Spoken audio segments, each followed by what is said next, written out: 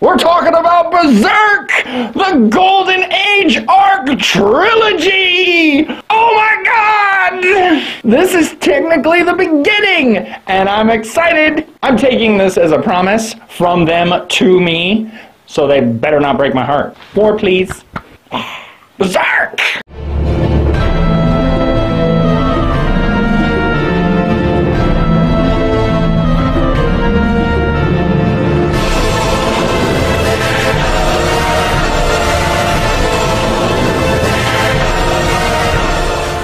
So I'm kind of going to go over all three movies at once because, you know, it's kind of scrunched in. So, the opener's not bad. It takes a little getting used to because the first time you watch it, it's meh. It feels a little weird, but I think that's because it's like a German opera, which actually isn't weird because it's made up Europe. By the third movie, that opener was awesome. It really grows on you, so good opener. I like the music, it's catchy, love the animation. They're alluding to a lot of stuff that they better come through on, because why are you showing me this if it's not even in here? Unless you're making movies later. This is a promise, you may as well pinky swear. We stood next to each other in the toilet and crossed the streams. That is a promise.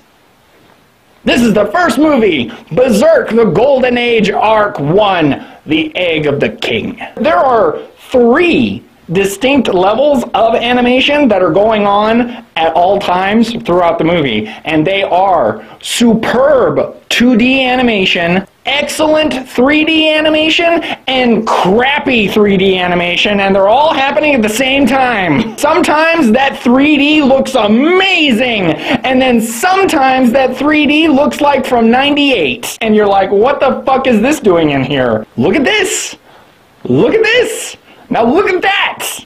Same time! The 2D is amazing, and the 2D integrated with the 3D looks great, as long as they're using the good 3D. As soon as they're using that shitty 3D, now it looks weird, and why is this computer-generated jackass standing next to my beautiful cartoon? I don't understand how they could be doing it right and be doing it wrong at the same time. But they are.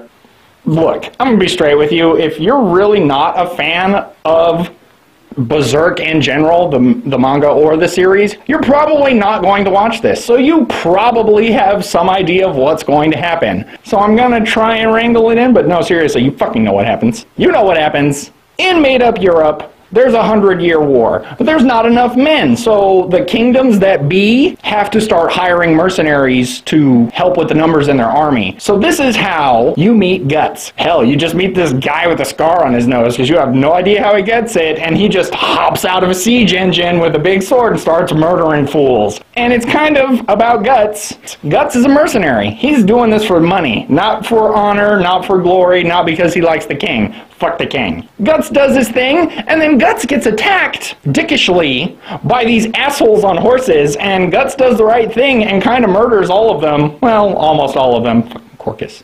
Fuck you, Corcus! You got your friends killed, and then he was mad at Guts about it. That's bullshit. So Casca steps in, and Casca is the female commander of the Band of the Hawk. She's like number 2, right under Griffith, just the way she wants it. So she's gonna step in and she's gonna handle this, and Guts almost kills the fuck out of her. I don't give a fuck if you're a chick, I will murder you. And then Griffith steps in and saves the day. When you finally get your first look at high-res Griffith, his eyes are piercing, especially to Guts, and those weird DSLs he's got are off-putting. Guts also has DSLs, but he doesn't have accentuated lips like Griffith does. So the movie, up until this point, is telling the exact story of the series. The difference is Guts' weird psychedelic dream first-person sequence, where you see this ugly guy with the weird face, that's that guy raping Guts as a little boy. That guy never shows up in the series. The only time you have ever seen this guy on screen is right here. And that is the biggest disappointment with the first movie. That gives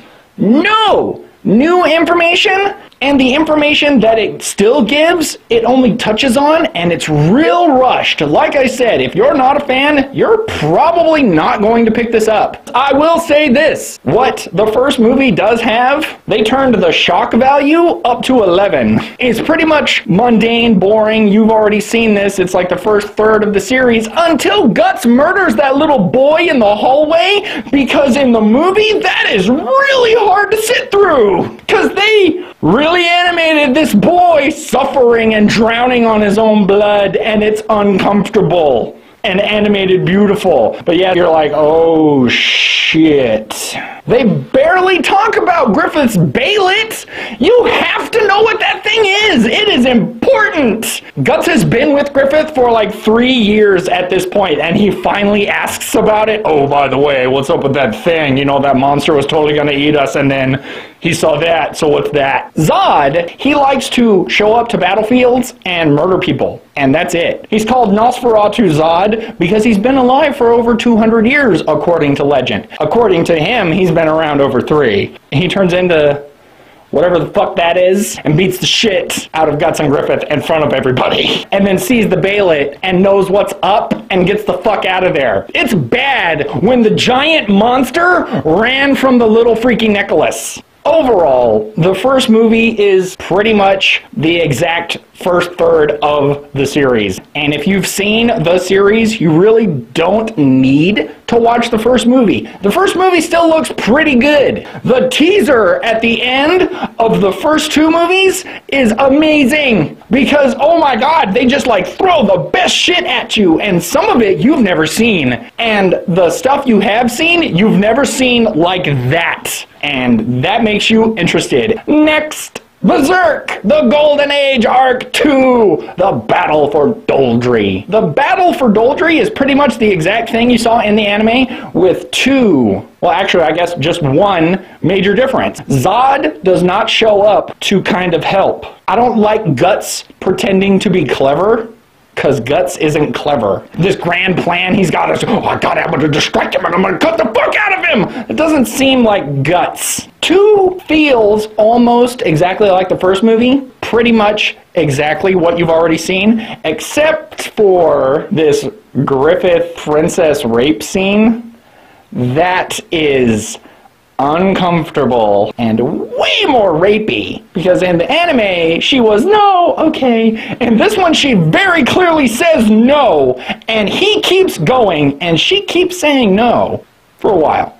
I thought this one was fantastic, and it really made your mouth water for the third one, which you get glimpses of at the end, but the glimpses you get do not prepare you for what's about to happen. Whoa. Fuck it, we're going to the Advent! The third and final installment in the Golden Arc trilogy. This is by far my favorite of the 3 movies. It gives you more. You do meet the Skull Knight, and that was awesome. It touches on a lot of the same things. It kind of skimps here and there, but it's because it's trying to compress, like, right? They're trying to shove all this shit in. They can't go all over the place. But it is fantastic. This shit was getting good, so I paused it to know how long this ride was, and I still had an hour to go. This is where you finally start to get supernatural shit. You got a little bit with Zod, but Zod was like a fluke. The third movie is so great, and the stuff you finally get at the end is amazing and just makes you want more.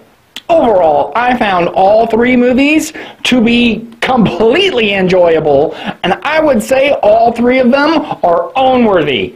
Absolutely. Even if you don't like what they're doing because you've read the manga or you have the anime, it's still worth watching, and you'll want to show your friends because it's fast enough. It's fast enough you can get through that shit in a day. You could do it with the anime, but you're not going to be in a good place, and it's really hard to stay excited about stills. This is not still. These guys move the fuck around, and it's nice. Most of the time. Overall, I love it. It's fantastic. I can't wait for more. And they should be fucking coming out. You pinky swore! This is AniView by Dave. I, of course, am Dave. If you have any questions, comments, confusion, suggestions, put them below, and I will get back to you. Don't forget to like and subscribe. See you next time.